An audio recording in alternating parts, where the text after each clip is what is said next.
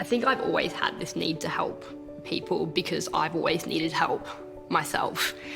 I don't want anyone to feel how I ever felt, isolated, mistreated, full of trauma and things I've had to work through. So that drew me to rescuing animals because they're just like us. They need love, they need connection. And the minute you give it to them, they just turn into these incredible dogs who are so happy that you have put the time into them, and they just attach themselves to you in a really loving way, and it's beautiful.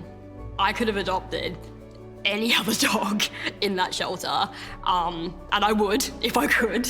I don't think my wife would let me come home with 100 dogs, but I would if I could. But instead I adopted this dog who didn't know how to be a dog because they'd never been allowed to be one. And that resonates with me because I've never really been allowed to be who I am. And today I am who I am.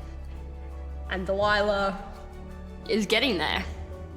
She's getting to that point, and it's such a beautiful thing to see. It's just, makes my heart melt looking at her. 1 in 4 Australians will struggle with alcohol, drugs or gambling in their lifetime.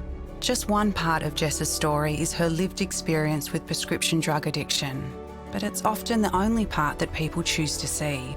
Right now, roughly 500,000 Australians living with addiction are unable to access the support they need due to a lack of available treatment or fear of judgment. I draw a line down a page, just really simple.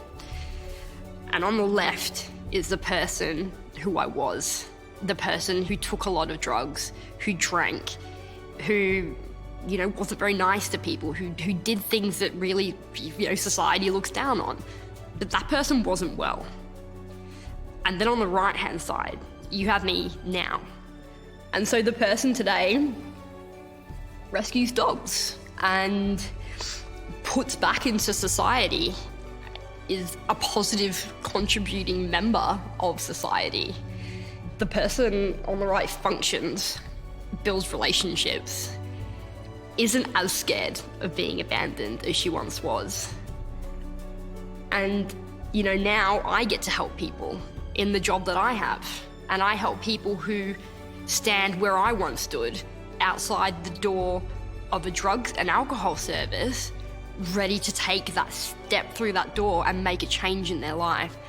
And I'm there to welcome them in. Discover the real stories of addiction without the stigma. Share your story, and together, let's rethink addiction.